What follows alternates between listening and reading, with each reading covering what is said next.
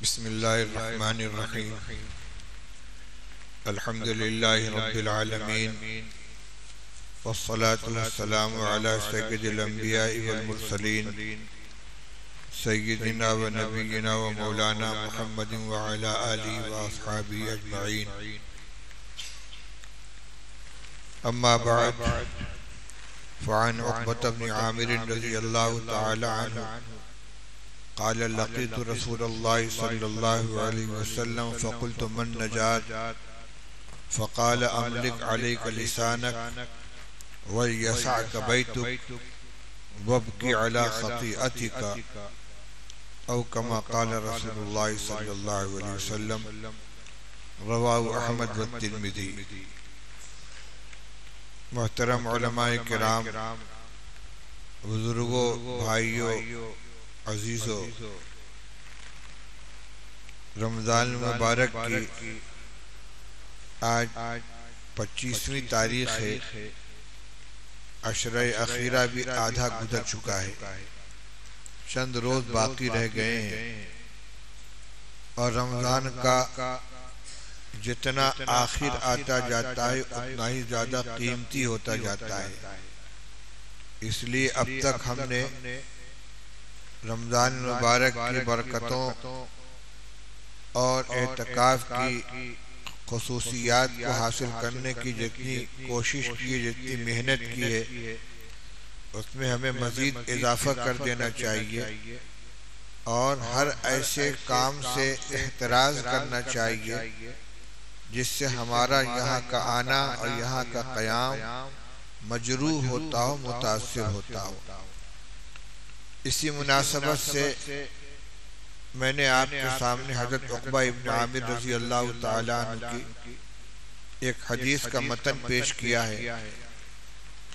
ہمارے حضرت مفتی محمود صاحب نور اللہ مرقدہ ہمیشہ اعتکاف میں اس حدیث کو بہت اہتمام کے ساتھ بیان فرمایا کرتے تھے، اور یہ بھی فرماتے تھے کہ ایسا لگتا ہے کہ جیسے رسول اللہ صلی اللہ علیہ وسلم نے یہ ہدایت معتکفین ہی کی صورتحال کو سامنے رکھ کر فرمائی ہے۔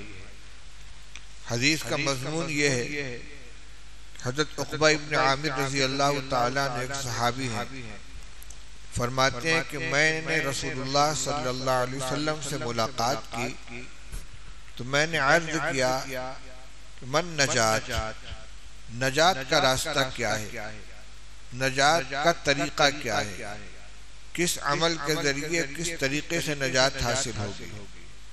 اور نجات کا لفظ مطلق ہے، ہر خرابی سے، ہر نقصان سے، ہر تباہی و بربادی سے، دنیا کی ہلاکتوں سے، پریشانیوں سے، آخرت کے عذاب سے، اللہ جل شانہ کے غصے و ناراضگی سے، ہر چیز سے نجات کیسے حاصل ہوگی۔ تو رسول اللہ صلی اللہ علیہ وسلم نے 3 باتیں ارشاد فرمائی۔ آپ نے فرمایا املک علیک لسانک ولیسعک بیتک وابکی علی خطیئتک، اپنی زبان پر قابو رکھو، تمہارا گھر تمہارے لیے کشادہ ہو، اپنی غلطی پر روتے رہو۔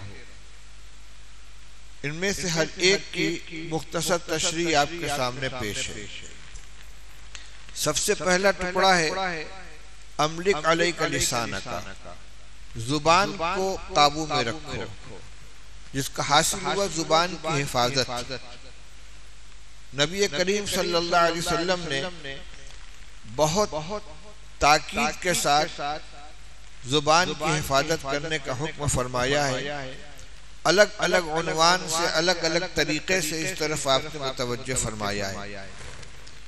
ایک روایت ہے عن سفیان ابن عبداللہ الثقفی رضی اللہ تعالی عنہ قال قلت یا رسول اللہ ما اخوف ما تخاف علی قال فاخذ بلسان نفسه وقال هذا رواہ الترمذی۔ ترمذی شریف کی حدیث ہے، حضرت سفیان ابن عبداللہ ثقفی رضی اللہ تعالیٰ عنہ فرماتے ہیں کہ میں نے رسول اللہ صلی اللہ علیہ وسلم سے یہ عرض کیا کہ ما اخوف ما تخاف علیہ، یا رسول اللہ آپ کو میرے بارے میں کس چیز کا سب سے زیادہ اندیشہ ہے، یعنی آپ کی نظر میں میرے لیے سب سے زیادہ نقصان دہ کون سی چیز ہے، سب سے زیادہ مجھے کس چیز سے نقصان پہنچ سکتا ہے؟ فرماتے ہیں فَأَخَذَ بِلِسَانِ نَفْسِهِ وَقَالَ هَذَا، آپ نے زبان مبارک کو پکڑ فرمائی یہ، یعنی زبان سب سے زیادہ اندیشہ ناک چیز ہے جس سے انسان کو سب سے زیادہ نقصان پہنچ سکتا ہے، ہر طرح کا، دنیا کے اعتبار سے بھی اور آخرت کے اعتبار سے بھی۔ روایت ہے رسول اللہ صلی اللہ علیہ وسلم نے ارشاد فرمایا کہ جب صبح ہوتی ہے تو بدن کے سارے اعضاء زبان سے فریاد کرتے ہیں اور کہتے ہیں اتق اللہ فینا، اللہ سے ڈرتے رہنا ہمارے سلسلے میں۔ فَإِنْ اسْتَقَمْتَ اسْتَقَمْنَا وَإِنْ اعْوَجَجْتَ اعْوَجَجْنَا، اگر تو ٹھیک رہے گی تو ہم بھی ٹھیک رہیں گے، اور اگر تو ٹیڑھی ہوئی تو ہماری بھی خیر نہیں ہے۔ بدن کے سارے اعضاء زبان سے فریاد کرتے ہیں، تو اگر ٹھیک ٹھاک رہی تو ہم بھی خیریت سے رہیں گے، اور اگر تو بھٹکی بگڑی ٹیڑھی ہوئی تو ہماری خیر نہیں ہے۔ ایک آدمی ہے، نرم گو ہے، خوش اخلاق ہے، سچ بولتا ہے، لوگوں سے خوش خلقی کے ساتھ پیش آتا ہے، اس سے کسی کو کوئی تکلیف نہیں پہنچتی، تو کسی کی طرف سے اس کو بھی کوئی اندیشہ نہیں ہے۔ لیکن ایک شخص سے بد کلامی کرتا ہے، گالی بکتا ہے، برا بھلا کہتا ہے، الزام لگاتا ہے، تو ہو سکتا ہے سامنے والا کو ذرا گرم مزاج کا ہو اور وہ شروع ہو جائے ذرا بَيَضْرِبُ ضَرْبًا فَهُوَ ضَارِبٌ، تو زبان تو گالی بک کے 32 دانت کے قلعے کے اندر چھپ کر بیٹھ گئی، اس کا تو کچھ بگڑے گا نہیں۔ لاکھ آدمی کہتا رہے تمہاری زبان کھینچ لوں گا، لیکن کبھی کوئی کسی کی زبان کھینچ نہیں پاتا۔ مرمت ہوتی تو باقی بدن کی ہوتی ہے، ڈنڈا پڑے گا، گھسا پڑے گا، لات پڑے گی، تو گالی تو بکی ہے زبان نے، اور پٹائی ہو رہی ہے پورے بدن کی، ہو سکتا ہے سر بھی ٹوٹے، ہاتھ پیر بھی زخمی ہو جائے، خون بھی بہہ جائے۔ جتنی ہمت والا سامنے کا آدمی ہو وہ اپنا بدلہ چکائے گا۔ تو زبان سے بدن کے سارے اعضاء یہ فریاد کرتے کہ اللہ کے واسطے تم ٹھیک ٹھاک رہنا، تم ٹھیک رہو گی تو ہم سب کی خیریت ہے، اور تم اگر ٹیڑھی ہوئی تو ہماری خیریت نہیں ہے۔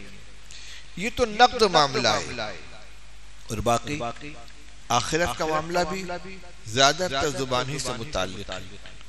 ایک حدیث رسول اللہ صلی اللہ علیہ وسلم نے ارشاد فرمایا کہ بندہ خیر کا کوئی کلمہ زبان سے نکال دیتا ہے، لا یلقی لہا بالاً، اس کی طرف توجہ بھی نہیں ہوتی کہ میں نے کون سی بات کہی ہے، بے خیالی میں بغیر اہمیت کا احساس کیے ہوئے کوئی اچھی بات اس کی زبان سے نکل جاتی ہے، وہ اللہ کے نزدیک بڑی مقبول ہوتی ہے، اس کی وجہ سے اس کا درجہ آخرت میں بہت بلند ہو جاتا ہے، جنت میں اونچے مقام کا وہ اہل بن جاتا ہے اللہ کے فضل سے۔ اور کوئی بندہ ہے جو بے خیالی میں زبان سے کوئی نامناسب بات نکال دیتا ہے، لا یلقی لہا بالاً، جس کی طرف کوئی توجہ بھی نہیں ہوتی، کوئی اہمیت بھی نہیں ہوتی، اور اس کی وجہ سے وہ جہنم کے گڈھے میں جا پڑتا ہے۔ اب سوچئے کلمہ کفر زبان سے نکل گیا تو کلمہ کفر بے خیالی میں بھی نکلے گا تو اس کا تو اثر ہوگا۔ اگر ایمان سے چلا گیا آدمی تو زندگی بھر کے سارے اعمال اکارت ہو گئے، جہنم کا مستحق ہو گیا۔ تو بے خیالی میں بھی زبان سے نکلنے والے کلمات نقصان دہ ہو جاتے ہیں۔ اسی لیے رسول اللہ صلی اللہ علیہ وسلم نے حضرت سفیان ابن عبداللہ ثقفی سے فرمایا، جب انہوں نے پوچھا کہ آپ کو میرے بارے میں سب سے زیادہ اندیشہ کس چیز کا ہے، تو آپ نے ارشاد فرمایا کہ زبان کو پکڑ کر فرمایا اس کا. بے شمار روایات میں رسول اللہ صلی اللہ علیہ وسلم نے زبان کی حفاظت کرنے کی تاکید فرمائی ہے. من سکت سلم ومن سلم نجا، جو خاموش رہا وہ سلامت رہا، اور جس نے سلامتی پائی اس نے نجات پائی. کم سے کم گفتگو کرنا، بقدر ضرورت بات کرنا، یہ حفاظت کا راستہ ہے. من کسورا لغتہ کسورا غلطہ، جو زیادہ بک بک کرے گا اس سے غلطی بھی زیادہ ہوگی، زیادہ ٹھوکر کھائے گا. اور جتنا کم بولے گا اتنی کم غلطیاں ہوں گی، اتنی کم ٹھوکر کھائے گا. اس لیے کم گوئی کی عادت ڈالنی چاہیے، بلا ضرورت گفتگو نہیں کرنی چاہیے. بہت سے لوگوں کی عادت ہوتی ہے مجلس سے بیٹھے زبان میں کھجلی ہوتی ہے، کوئی بات کر رہا ہے، کوئی گفتگو کر رہا ہے، اپنا اس سے کوئی تعلق نہیں، لیکن خواہ کے لیے ٹانگ اڑا دیتے ہیں، اس میں تفسیریں شروع کر دیتے ہیں، اپنی رائے کا اظہار کرنے لگتے ہیں، بغیر مانگے ہوئے مشورہ پیش کرنے لگتے ہیں. ارے بھائی تم سے کسی نے مشورہ مانگا ہے، کیوں خواہ کے لیے اپنی رائے پیش کر رہے ہو؟ دوسروں کے معاملات میں دخل اندازی کرنے لگتے ہیں. در خانہ غیر خداوندی مکن، کہیں جائیں گے بھئی اس کو ایسے کر لینا چاہیے، یہ شوٹنگ ایسے کر لو، آپ نے رنگ اچھا نہیں کرایا، آپ کو پینٹ ایسا کرنا ہے.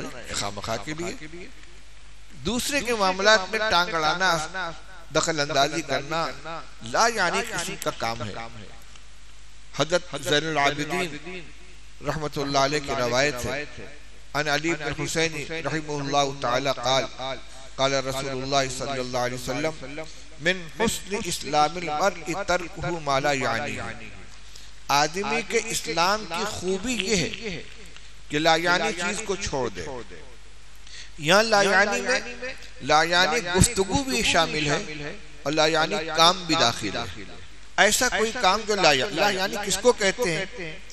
ملا علی قاری رحمت اللہ علیہ جو مشکات شریف کے شارح ہیں، وہ فرماتے ہیں کہ حقیقت ما لا یعنی ما لا یحتاج الیہ فی ضرورت دینہ و دنیاہ وما لا ینفعہ فی مرضات مولاہ بأن یکون عیشہ بدونہ ممکنا فی استقامت حالہ. بہت جامع تعریف ہے.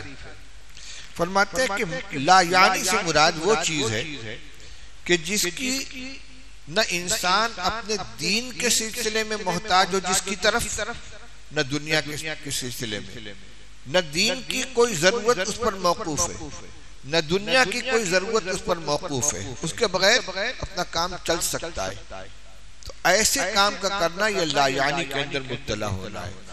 اسی طرح وہ چیز کہ جو اللہ کی رضا حاصل کرنے کے لیے نافع اور معاون نہ بن سکے، اللہ کی رضا کا ذریعہ نہ بن سکے، وہ بیکار کا کام ہے. ایسی بات بولنے اور ایسا کام کرنے سے منع کیا جا رہا ہے.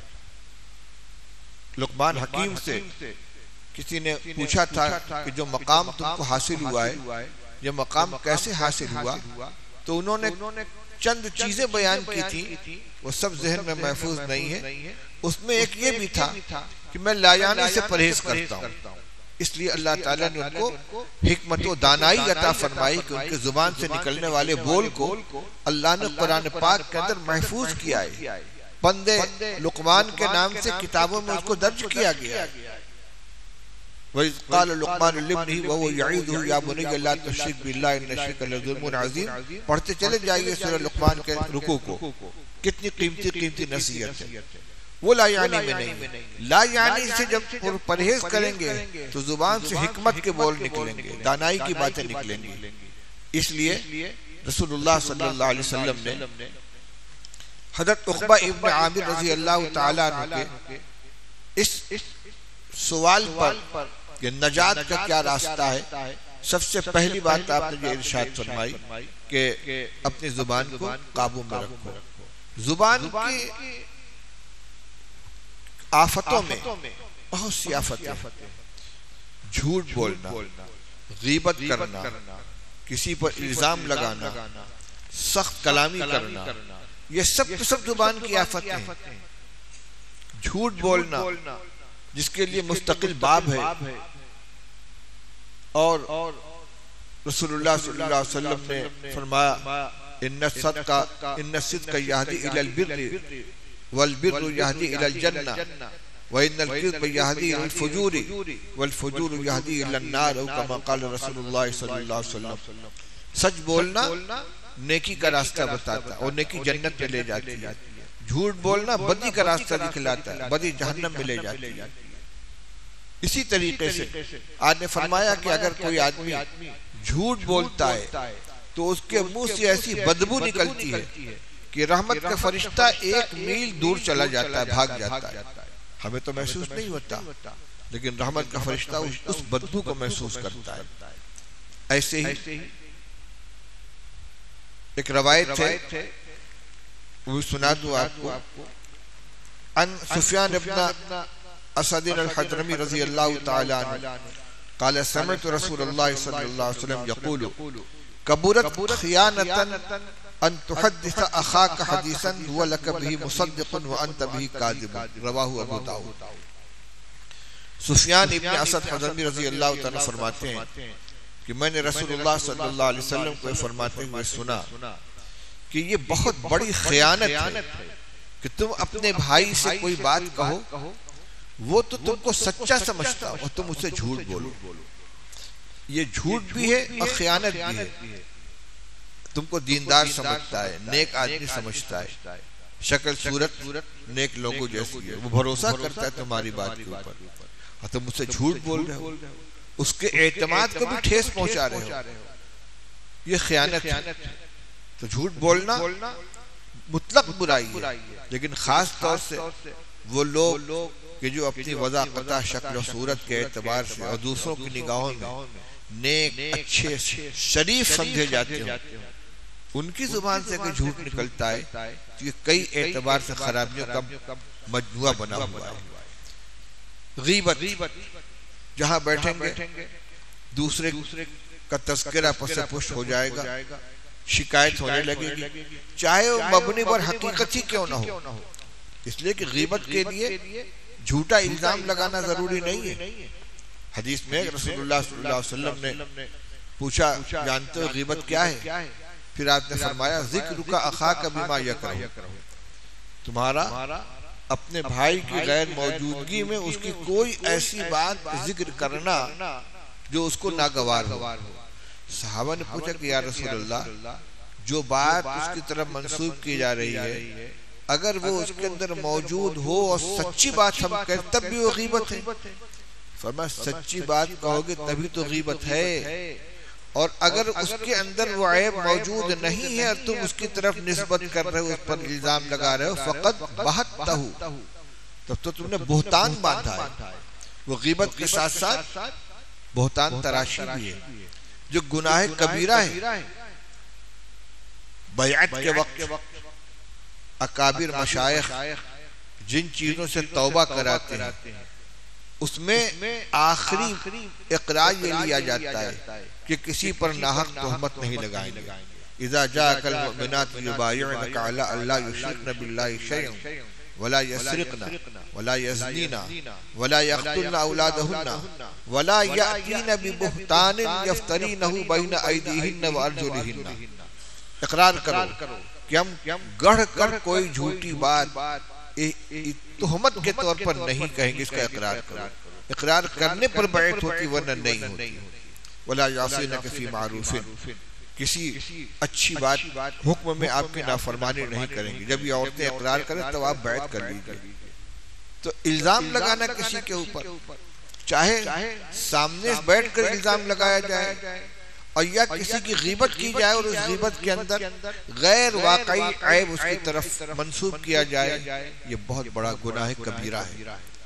چند گناہ کبیرہ میں اس کو شمار کیا گیا ہے۔ تو غیبت کا تذکرہ میں کر رہا تھا کہ زبان کی آفتوں میں جھوٹ بولنا بھی ہے، غیبت کرنا بھی ہے، کسی پر لعنت بھیجنا بھی ہے۔ رسول اللہ صلی اللہ علیہ وسلم لا یکون المؤمن لعانا، مومن لعان نہیں ہوتا، لعنت کرنے والا نہیں ہوا کرتا۔ جھگڑے میں سخت کلامی کرنا، خاص طور سے جو اچھے لوگ شرفاء ہوں۔ ایک مجلس میں رسول اللہ صلی اللہ علیہ وسلم تشریف فرما تھے، حضرت ابوبکر صدیق رضی اللہ تعالیٰ عنہ بیٹھے ہوئے تھے. ایک شخص نے حضرت صدیق اکبر رضی اللہ تعالیٰ عنہ کو برا بھلا کہنا شروع کیا. سخت سخت کہتا رہا. حضرت صدیق اکبر رضی اللہ تعالیٰ عنہ خاموش رہے اور رسول اللہ صلی اللہ علیہ وسلم مسکراتے رہے. جب بہت ہو گیا تو صدیق اکبر رضی اللہ تعالیٰ کو جواب دیا. جب جواب دینے لگے تو رسول اللہ صلی اللہ علیہ وسلم کا چہرے کا رنگ بدل گیا, ناگواری کا اظہار ہونے لگا. تو صدیق اکبر رضی اللہ تعالیٰ نے فرمایا کہ یا رسول اللہ, جب تک وہ مجھے کوس رہا تھا تب تک تو آپ ناراض نہیں ہوئے, آپ مسکرا رہے تھے, اور جب میں نے جواب دیا تو آپ کے چہرے سے ناراضگی ظاہر ہو رہی. فرمایا جب تک تم جواب نہیں دے رہے تھے تو تمہاری طرف سے ایک فرشتہ تمہارا جواب دے رہا تھا, اور جب تم نے جواب دینے لگے تو فرشتہ چلا کے وہ وقع شیطان بیچ میں آ گیا. اب مرغا لڑائے گا, تو کچھ تم کہو کچھ وہ کہے, تو تو چپ کہو تو وہ کہے. اس کو تو مزہ آتا ہے لڑائی کرانے میں. تو سخت کلامی کرنا, سخت گفتگو کرنا, یہ بھی زبان کی آفتوں میں سے ہے. اس لیے املک علیک لسانک کا جو فرمایا گیا, اتنے ساری چیزیں آ گئی. جھوٹ مت بولو, غیبت مت کرو, کسی پر الزام مت لگاؤ, کسی کو سخت سست مت کہو, لا یعنی گفتگو مت کرو, ضرورت سے زیادہ باتیں مت کرو. اور دوسری دو نصیحتیں ہیں. فرمایا وَلْيَسَعْكَ بَيْتُكَ, تمہارا گھر تمہارے لیے کشادہ ہو. مطلب کیا ہے؟ بلا ضرورت گھر سے باہر مت نکلو. گھر اللہ کی نعمت ہے. گھر کا ماحول ایسا بناؤ کہ جس میں آ کر سکون ہو, مسکن ہے وہ, جائے سکونت بھی ہے اور جائے سکون بھی ہے. اللہ تعالیٰ نے اپنی نعمتوں کو جو شمار کرا, من آیاتی ان خلق لکم من انفسکم ازواجا لتسکنوا الیہا وجعل بینکم مودۃ ورحمہ.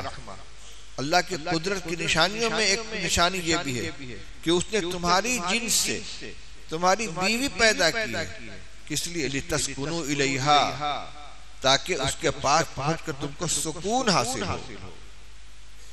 وجعل بینکم مودۃ ورحمہ, اور اللہ نے تمہارے درمیان آپس میں محبت اور الفت پیدا کی ہے. دلوں میں محبت پیدا کرنا بھی اللہ تعالیٰ ہی کا کام ہے. وَأَلَّفَ بَيْنَ قُلُوبِهِمْ لَوْ أَنفَقْتَ مَا فِي الْأَرْضِ جَمِيعًا مَا أَلَّفْتَ بَيْنَهُمْ. اللہ تعالیٰ فرماتے ہیں کہ اللہ نے اپنے فضل سے صحابہ انصار و مہاجرین کی دلوں میں محبت پیدا فرما دی.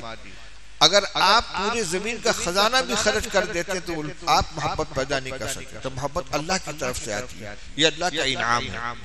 گھر کا ماحول ایسا بناؤ, بیوی بچوں کے ساتھ سلوک ایسا کرو, ان کی تربیت ایسی کرو, گھر کا دین کا ماحول بناؤ, تاکہ باہر سے آدمی تھکا تھکایا الجھنوں کا شکار جب گھر میں پہنچے تو گویا جنت میں آ گیا ہے.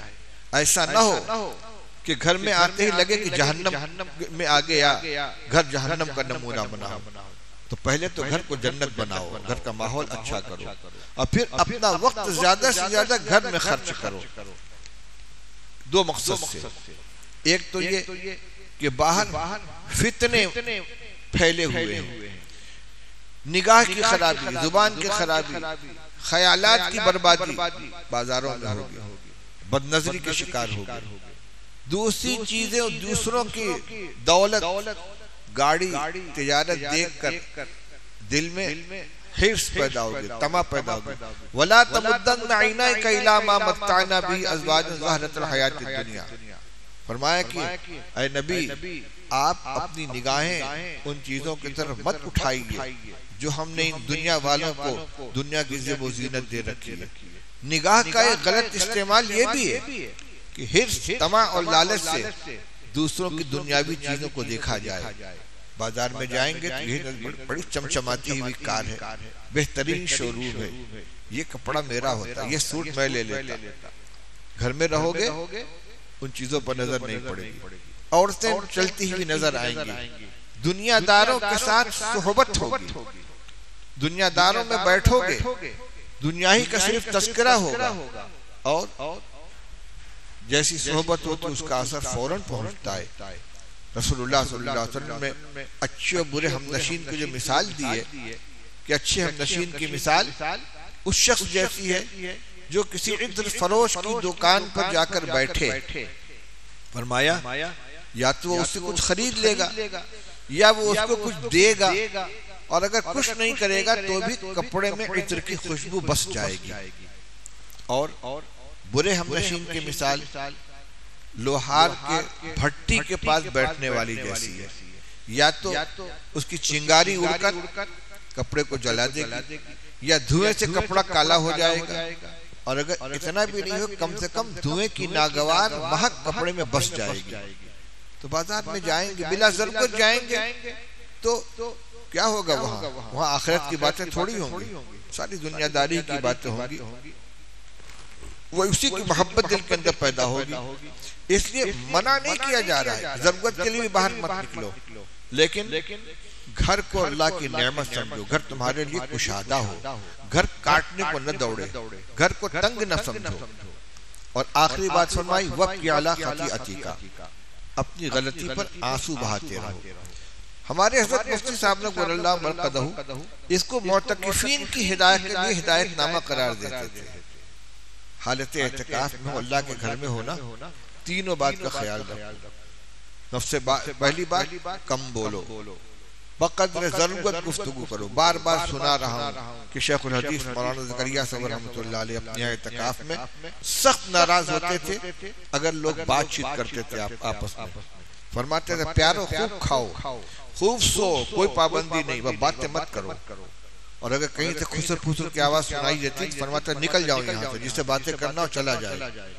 مسجد میں بات کرنے کے لیے آئے ہو، تلاوت کرو، ذکر کرو، دعا کرو، کچھ نہیں کرنا سو جاؤ، لیکن باتیں میں وقت ضائع مت کرو. یہ معتکف کے لیے ہدایت ہے. نمبر 2 وَلْجَسَاكَ بَيْتُكَ، اپنی جگہ پر رہو بلا ضرورت. فرش پہ نکل کے ٹہل رہے ہیں، برآمدے میں جا کے کھڑے ہیں، ادھر جا رہے ہیں، ایک جگہ بیٹھو اپنے کام. اگر اعتکاف کی اصل تو یہ ہے کہ ایک گوشے میں پردہ ڈال کے آدمی اس کے اندر اپنے کو محدود کر لے. شیخ نے لکھا ہے فضائل اعتکاف فضائل رمضان میں کہ اعتکاف میں مسجد میں کون آتا ہے؟ نماز پڑھنے والے ہوتے ہیں، ذکر کرنے والے ہوتے ہیں، لیکن ان سے بھی پردہ کیا جا رہا ہے کہ گوشے میں پردہ ڈال کے آدمی اس کے اندر اکیلا بیٹھا ہے یکسوئی حاصل کرنے کے لیے. اجتماعی اعتکاف میں یہ بات تو نہیں ہو سکتی، لیکن اتنا تو کر سکتے ہیں کہ نماز اور اجتماعی معمولات کے علاوہ اپنی جگہ پر جہاں قیام ہے وہیں بیٹھے، خاموشی کے ساتھ اپنے کام میں لگے رہیں، تلاوت کریں، تسبیح پڑھیں، ذکر کریں، دعا کریں، آرام کریں. وَلْجَسَاكَ بَيْتُكَ، اپنے ٹھکانے کے اوپر اپنا وقت گزارو. اور آخری بات وَبْكِ عَلَىٰ خَطِیئَتِکَ كُلُّكُمْ خَطَّاؤُونَ وَخَيْرُ الْخَطَّائِينَ التَّوَّابُونَ. رسول اللہ صلی اللہ علیہ وسلم نے ارشاد فرمایا تم میں کا ہر شخص خطا کار ہے. انبیاء علیہ السلام تو خطاؤں سے محفوظ ہیں. یہ نبی کا خطاب غیر نبی کو ہے، امت کو ہے، ہر ایک سے خطا ہوتی ہے. ان اول الناس اول الناس، سب سے پہلے انسان سے بھول ہوئی تھی. تو کل بنی آدم خطاؤن، بنی آدم کی تمام اولاد سے کچھ نہ کچھ خطا ہوتی ہی ہے. وخیر الخطائین التوابون، اور بہترین خطا کار وہ ہے کہ جو خوب توبہ کرنے والا ہو. فرشتہ نہیں ہے انسان. کوشش تو یہی ہونی چاہیے قصدن کوئی گناہ نہ ہو، قصدن کوئی خطا نہ ہو، لیکن اگر خطا ہو جائے تو توبہ اللہ کو بہت پسند ہے. حدیث میں آتا ہے کہ جب بندہ کوئی گناہ کرتا ہے کہتے یا ربی اذنبت فاغفر لی، پروردگار مجھ سے غلطی ہو گئی معاف کر دیجئے. تو اللہ تعالیٰ فرماتے ہیں ان عبدی علیم ان لہو ربا یغفر الذنوب قد غفرت لعبدی. میرا بندہ جانتا ہے کہ اس کا ایک رب ہے جو اس کے گناہوں کو معاف کرتا ہے. میں نے بندے کے گناہ کو معاف کر دیا. پھر غلطی کرتا ہے، پھر کہتا ہے ربی اذنبت، پروردگار پھر غلطی ہو گئی معاف کر دیجئے. اللہ تعالیٰ فرماتے ہیں علیم عبدی ان لہو ربا یغفر الذنوب، بندہ جانتا ہے کہ اس کا کوئی رب ہے جو گناہوں کو معاف کرتا ہے. قد غفرت لعبدی، انہیں معاف کر دیا. 70 مرتبہ غلطی کرے 70 مرتبہ معافی مانگے, اس کے خزانے میں کوئی کمی نہیں ہے. اس لیے اپنی غلطی پر آنسو بہاتے رہو. رات کی تنہائی میں اٹھ کر جب سناٹا ہو جائے, اندھیرا ہو جائے, اکیلے میں بیٹھ کر پروردگار سے مناجات کرو, سرگوشی کرو. وہاں کوئی واسطہ نہیں ہے, کسی موبائل کی ٹیلی فون کی ضرورت نہیں ہے. ہماری زبان سے نکلے گا, ہمارے کان تک پہنچنے سے پہلے اللہ کے یہاں پہنچ جائے گا ہمارا بول. اس لیے یہ تینوں باتیں معتکفین کے لیے خاص طور سے قابل عمل و ہدایت نامہ ہے. جتنا وقت باقی رہ گیا ہے اس کی قدر کریں, اس کو اختیار کرنے کی کوشش کریں, اور یہی نہیں پوری زندگی کے لیے اس کو وظیفہ بنائیں. 3 باتیں دہرا لیں. نمبر 1, زبان کو قابو میں رکھو. نمبر 2, گھر کو کشادہ سمجھو, یعنی بلا ضرورت گھر سے باہر مت جاؤ. ہمارے مفتی صاحب فرماتے تھے, مان لو مارشاء اللہ نافذ ہے, کرفیو لگا ہوا ہے, فساد ہو گیا ہے, گولیاں چل رہی ہیں, پتھر چل رہے ہیں, ایسے وقت میں بتاؤ کہ تم کہاں محفوظ رہو گے؟ اپنے گھر میں. گھر سے باہر نکلو گے ہو سکتا ہے کوئی پتھر لگ جائے, گرفتار ہو جاؤ, گولی لگ جائے. اس لیے ان آفتوں سے محفوظ رہنے کے لیے اپنے گھر میں رہو. ظاہری گولیاں تو نہیں چل رہی ہیں, پتھر تو نہیں چل رہے ہیں, لیکن گناہوں کو دعوت دینے والی ہزاروں چیزیں چاروں طرف پھیلی ہوئی ہیں. گھر میں رہو گے تو انشاءاللہ محفوظ رہو گے. اس لیے ہوٹلوں میں, کلبوں میں بیٹھک بازی کرنے میں اپنے اوقات کو ضائع نہ کریں. ضرورت کے لیے باہر نکلیں, کاروبار کے لیے جائیں, اپنے کاروبار کے مرکز پر جائیں, ملاقات کے لیے جائیں, عیادت کے لیے, علاج کے لیے, ضرورت کے لیے, چاہے ضرورت دین کی ہو دنیا کی ہو. لیکن خواہ مخواہ کے لیے, وقت گزاری کے لیے بازاروں میں, ہوٹلوں میں, کلبوں کے اندر اپنا وقت ضائع کرنا اپنے کو فتنوں کا شکار کرانا ہے. تو زبان کی حفاظت کرو, اپنے گھر کو اپنے لیے کشادہ جانو, اور اپنی غلطی کے اوپر آنسو بہاتے رہو, توبہ و استغفار کرتے رہو. اللہ تعالی ہم سب کو عمل کرنے کی توفیق عطا فرمائے.